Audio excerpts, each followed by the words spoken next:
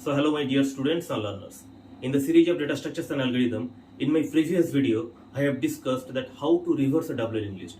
Now today, I am going to describe that how to print the data parts of each and every node of a double linked list in reverse order. That means the data part of the last node will be printed first, followed by the data part of the last but one node, till the first node data part will be printed in reverse order. Okay, so let's have a look on the board. So suppose the return type of the function is void, that means the function will not return anything. Okay, and the name of the function is reverse print, reverse underscore print, and this function is not accepting any parameter. Okay, now whenever we are going to reverse the double linked list, first we have to check is there any node to print the data parts in reverse order. Okay, so first we will check whether the list is empty or not. So how to check it? We have to check the content of the head. So if head equals to null, if the condition is true, that means what? That means the list is empty. Okay, so we'll print a message by calling the printf function. So printf new line, list is empty, unable to print. So we'll print this message and then we will return from the function. So if the list is empty, we cannot do anything. Okay, now if the list exists, then what will happen? The else part will be executed. Okay, so first we'll consider a double linked list having 4 nodes. Okay, so first I will draw the figure. So this is the head pointer. Okay, now suppose the address of the first node is 100, address of the second node is 200, address of the third node is 300, and address of the fourth node is 400. Okay, now suppose you have stored the data part as 5, 9, then 4, and suppose 8. Okay, any integer value you can store in the data part. So 100 is the first node, 200 is the second node, 300 is the third node in the list, and 400 is the fourth node in the list. Okay, so since 100 is the first node, so head will contain the address of the first node. Now 100 is the first node, that's why its previous part will contain null.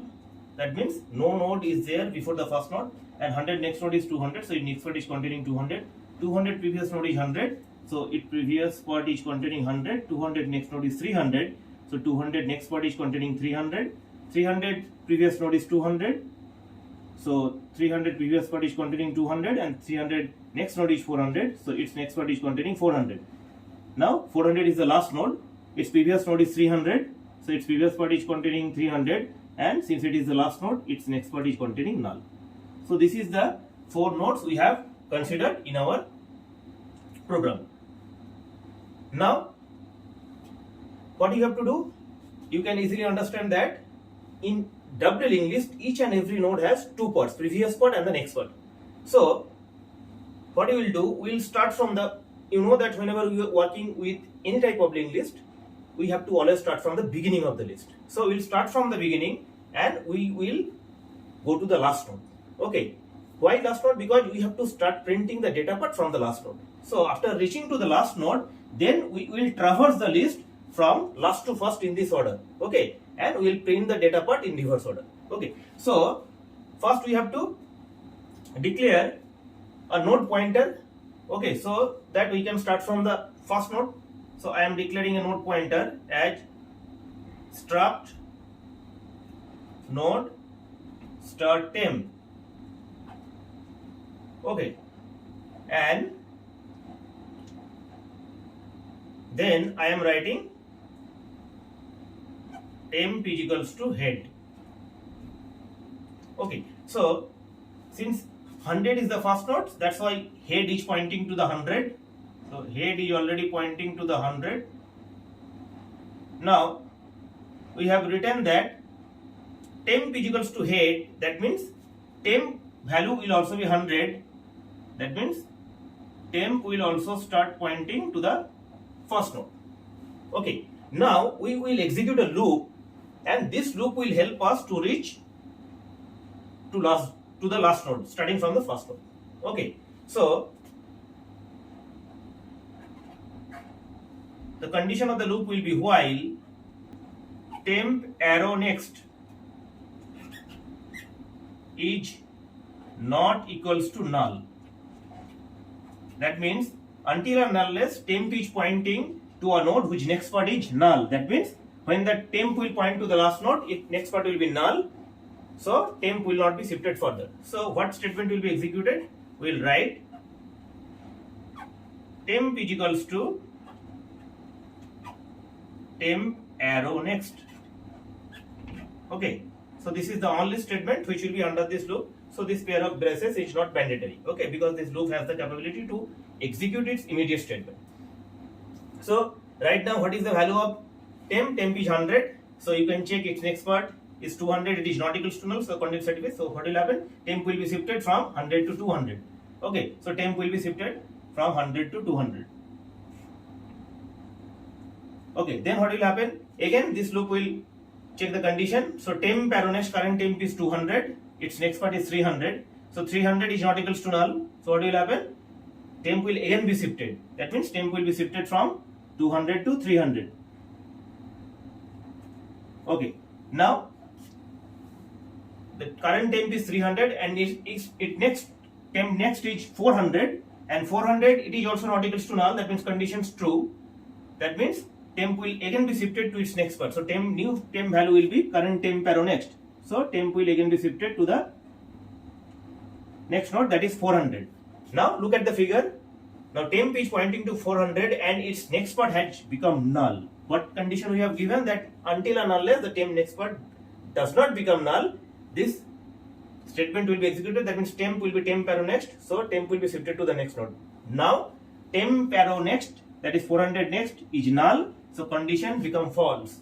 Okay. So that simply means that we have reached to the last node. That means temp is now pointing to the last node. Okay. So that was our objective, because we have to print the data part in reverse order. That means from last to first we have to proceed. Okay. So temp has already been reached to the last node. Now what we will do? We will start printing the data part.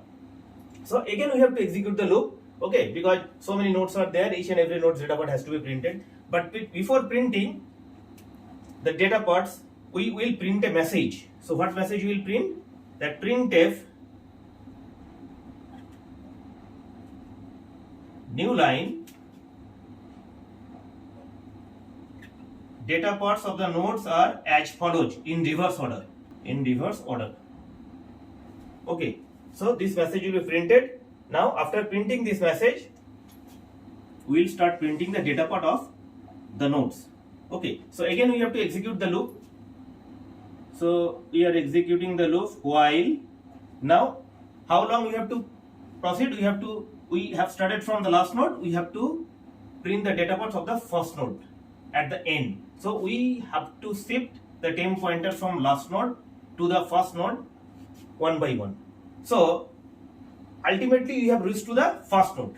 Here we will give the condition if temp is pointing to a valid node. That means while temp is not equals to null.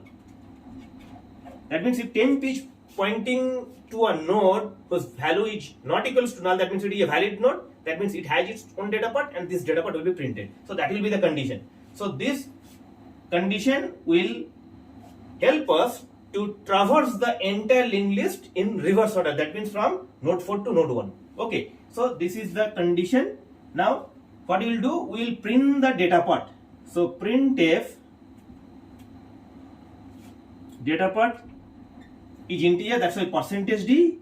Okay, we are placing the tab escape sequence. Okay, so it will be printed in a 8 characters gap. And what we have to print? We have to print the data part of the temp. So we have to write temp arrow data.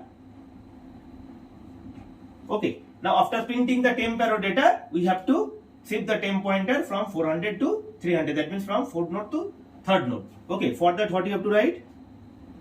We have to write temp is equals to temp arrow previous. Okay, and that will be the end of the while loop, end of the else, and that will be the end of the function.